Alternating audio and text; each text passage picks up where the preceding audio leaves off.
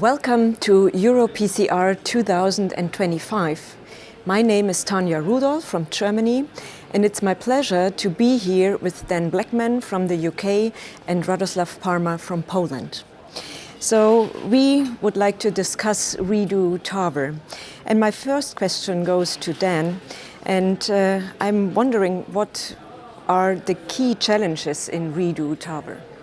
Yeah, thanks, Tanya. I mean, that's a great question. And there are specific challenges. And I would say the two main ones are around coronary arteries and hemodynamics. So with the coronary arteries, we've got an increased risk of coronary obstruction, which is caused by the displacement of the leaflets of the index valve, which form like a stent graft effectively. And there's clearly a risk of those displaced leaflets obstructing the coronaries, either at the level of the ostia or at the sinotubular junction.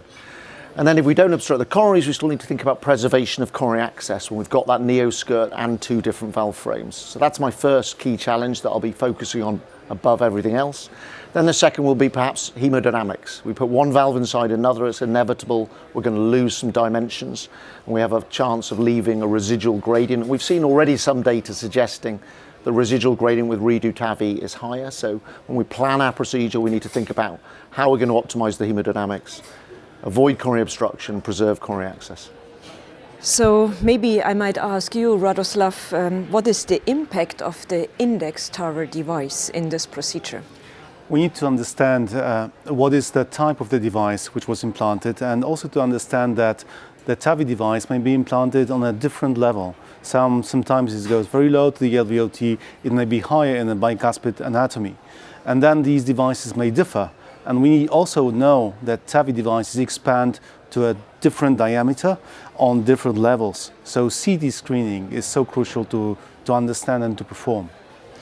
Yeah, so this is already my next question to you, Dan. How important is the role of CT analysis?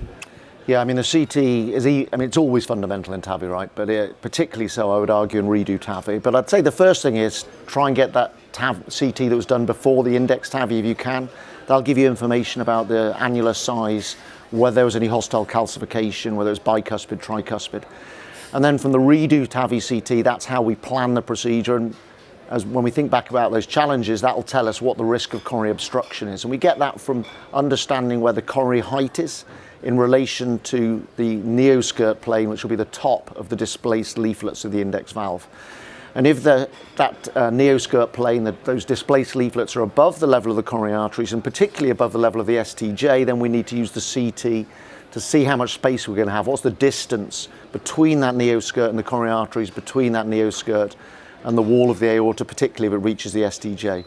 So those are the kind of key factors we're looking for. And then sizing, we use the CT to understand what size valve to put in by measuring dimensions at different levels of the index valve. Thankfully, we have the redo TAV app, and that can be really, really helpful. And if you're not familiar with redo TAVI, and it's still a fairly rare procedure, that can walk you through in great detail exactly what pieces of information you need from the CT and how to use those to optimize the procedure. So what current evidence, Radoslaw, do we have so far, and what might we get in the near future? So mostly until now we had retrospective data reporting from the TVT US registry and also a global redo TAVI registry on selected patients only on the performance. And what we learned is that redo risk is much lower than the surgical explant. However, we missed validation of this data prospectively, and also we missed guidance and actually a proof that the current recommendations also which we have from the app are actually valid in real life. So what we started is a re-TAVI trial analyzing the outcomes, prospective outcomes of using the SAPIEN in other devices, which is still conducted in Europe, also in Canada. And we expect the results of this prospective registry coming at the autumn this year. And it is also a pleasure to cooperate with Blackman, who will be heading a revalve registry analyzing the outcomes of all valves inside other valves here in Europe.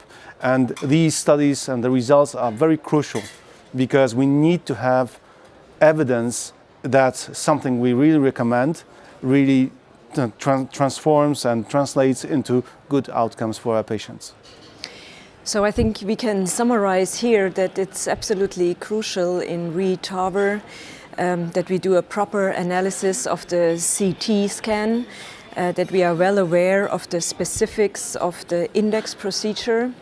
I think, as you mentioned, Dan, the challenges are coronary obstruction, but also hemodynamics. And I think you made an important point. We have already some evidence, but it's not enough. We still have to learn more, and we are looking forward to get more evidence in the near future. So I would like to thank you both for being here and answering my questions. And I would like to say goodbye to you.